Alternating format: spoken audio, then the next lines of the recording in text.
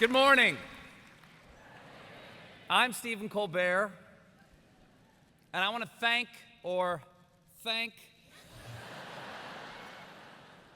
the class of 2013 for inviting me here today. Thank you very much. It's an honor. And I have to say, this is way more than I expected.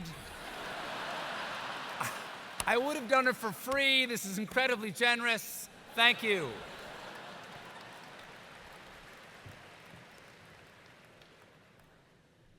Now, before we get started, just one little bit of business. Out of courtesy, if anyone has a cell phone, please take a moment to make sure that it is turned on. I wouldn't want any of you to miss a text or a tweet while I'm giving my speech. In fact, you might want to take a minute right now, if you've got the Twitter app, take a moment right now and follow my Twitter feed. It's at Stephen at Home. That's StephenAthome, at Stephen at Home, just in case I tweet anything during the speech. And now then, it is an honor to be speaking at your 2013 valedictory exercises. I believe that means I am this year's valedictorian. And I am as shocked as you are, because I didn't make it to many classes this year. You guys must have really tanked your finals. Thank you for that. I'd also like to thank President Teresa Sullivan. Thank you very much, President Sullivan.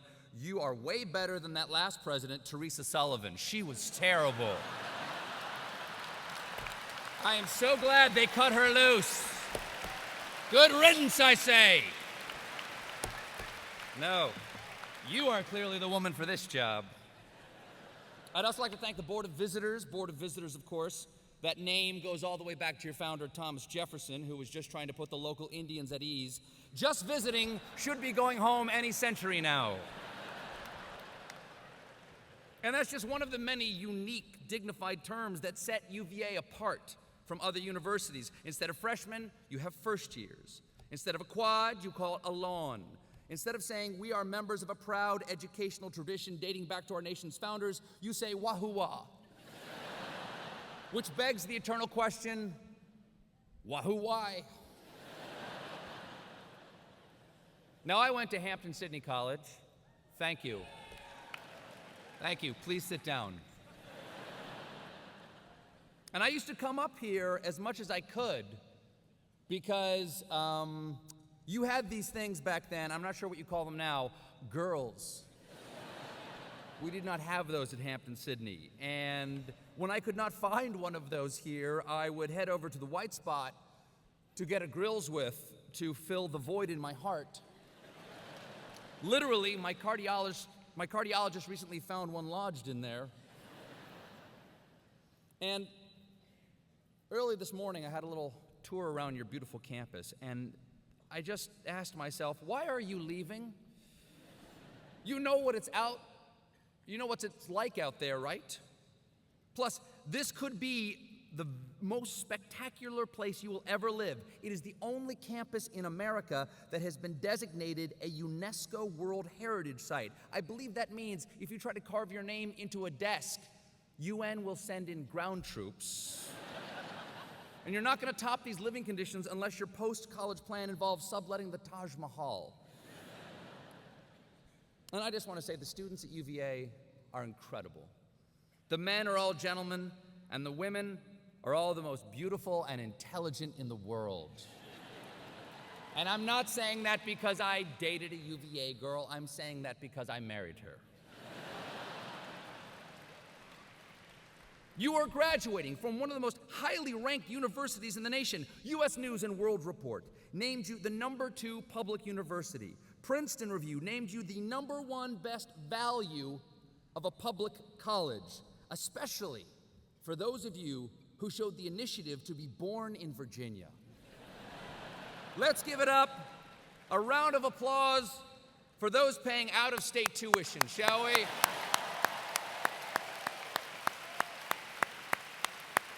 Because without those people, tomorrow, instead of wearing gowns and mortarboards, you'd be graduating in ponchos made of hefty bags with used pizza boxes on your head. But as has been stated before, the most impressive ranking of all has got to be Playboy, once again naming you the #1 party school in America. Now, to be clear, I only read Playboy for the rankings.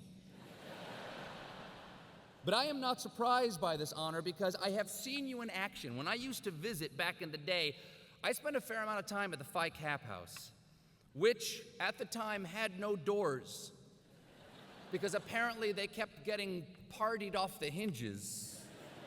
And I won't go into more about those days because I do not remember them. And you know this is an impressive institution because it rejected my application. Yes.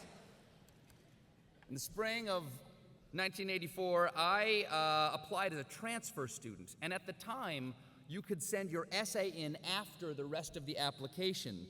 Well, apparently the admissions board took issue with the content of my essay, which was none because I never sent it. So today, President Sullivan, I would like to submit this address as my essay. And since this is a smart school, let me just toss in some SAT words. Syzygy, heterodox, Benedict Cumberbatch. Am I in? Yes, I know I'm not a Virginia resident. But perhaps the real reason that UVA is so great is that it trusts its students. You have the nation's oldest student-run honor code. Say it with me. On my honor, I pledge that I have neither given nor received help on this assignment, so help me Adderall.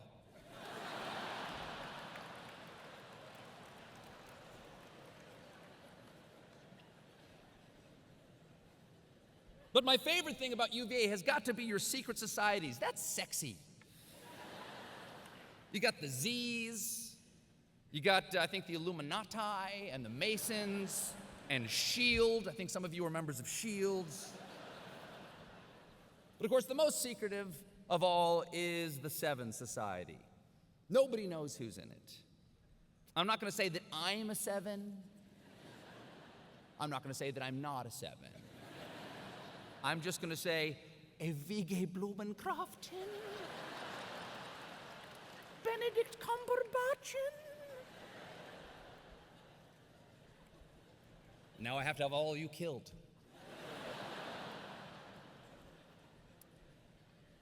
Now, of course, many of you already know this, but for the uninitiated, let me explain. When a member of the Seven dies, a wreath of black magnolia shaped like a seven appears at their grave.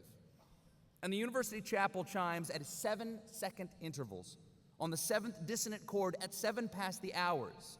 All the group's donations contain the number 7, like it's $777,777.77 grant to fund the Meade Endowment. So it appears that the way you qualify for the sevens is by having crippling OCD. And you know what's good for that? Adderall. Now, what is not a secret is the list of distinguished UVA alums, which is as impressive as it was easy to copy and paste from Wikipedia. You got Woodrow Wilson, Robert Kennedy, Janet Napolitano, Katie Couric, Tina Fey, the painter Georgia O'Keeffe. I love her paintings. They remind me of something I rarely saw at Hampton Sydney. And of course, Edgar Allan Poe, or as his roommates called him, Creepy Eddie. I don't understand why Lenore couldn't have just given him a pity date, or just said, I'm busy Saturday night. She didn't have to say nevermore. Like most students, young Mr. Poe had a way of signaling to his roommates if he had a date over. He would hang a sock on the door or bury a still beating heart under the floorboards, whichever he had handy. But of course, the greatest figure associated with UVA is your founder, Thomas Jefferson. TJ. Prez Tommy Jeff, the freckly anti-federalist, Louisiana Purchey, old Bible slicer. Or as most Americans know him, the inventor of the 6-inch wooden cipher wheel.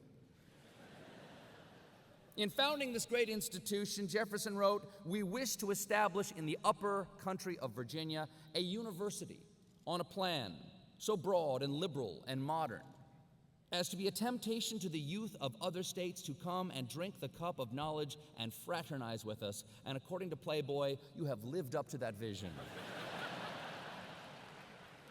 But there's one thing about Jefferson that I take issue with, and it's this: the scope of his beliefs was too broad.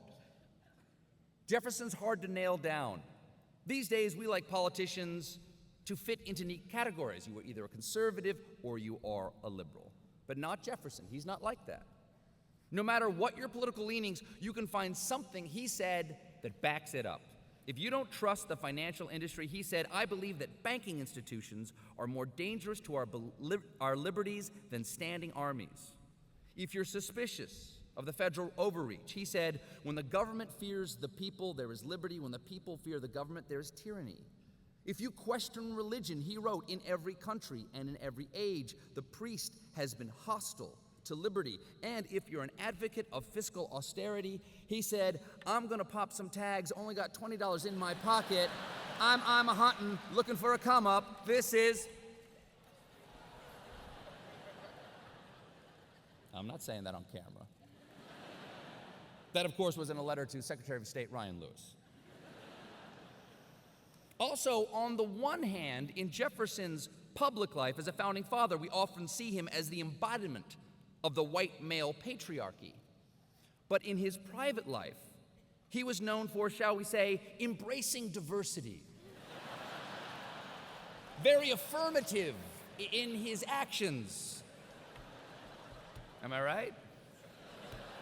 I am right. They did the DNA tests. I'm right on that one. You know what? I'm not going to say any more on that. You've heard too much about that in the past. Instead, I'll just tweet it. Okay, there it goes. All right. Now, while that's arriving on all of your phones right now, I'm going to take this opportunity to move on to the advice section of the speech. If you young folks will take advice from anyone, after all, I don't know if you've seen it, this week's Time magazine called you lazy, entitled narcissists who are part of the me generation. So self-obsessed, tweeting your Vines, hashtagging your Spotifys, and Snapchatting your YOLOs. Your generation needs everything to be about you, and that's very upsetting to us baby boomers because self-absorption is kind of our thing. We're the original me generation. We made the last 50 years all about us. We took all the money. We soaked up all the government services, and we've deep-fried nearly everything in the ocean. It may seem that all that's left for you is unpaid internships, Monday to Tuesday mail delivery, and thanks to global warming, soon semester at sea will mean sailing the coast of Ohio. Now, in our defense, in my generation's defense, how were we supposed to know that you were coming? We thought it went like this: every successive generation of mankind, and then us. Ta-da! Roll credits. But while we may be leaving you with an economy with fewer job opportunities for the new graduate to slip into, while traditional paths may seem harder to find, that also means that you may learn sooner than most generations the hard lesson that you must always make the path for yourself.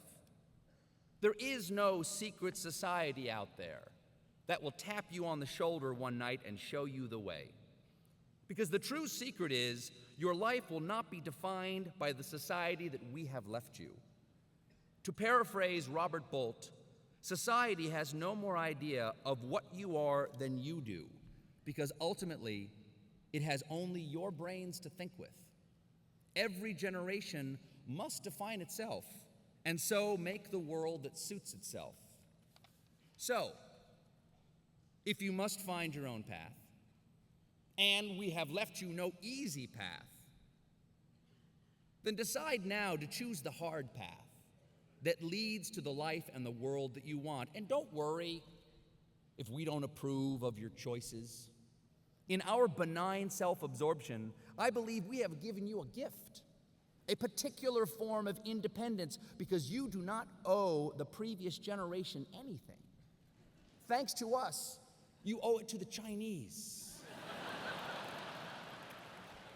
So have the courage to follow the example of your founder, Thomas Jefferson, the greatest mind of that most daring generation, to create something new for yourselves and lay its foundation on such principles and organizing its powers in such form as to you shall seem most likely to affect your safety and happiness.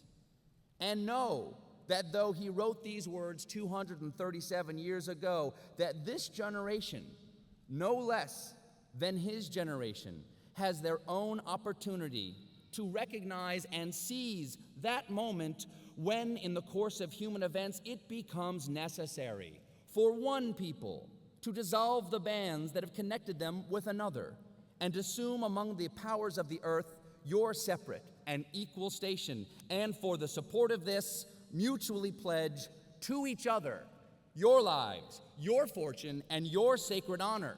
If anyone can do this, it is the graduates of the university that Jefferson founded.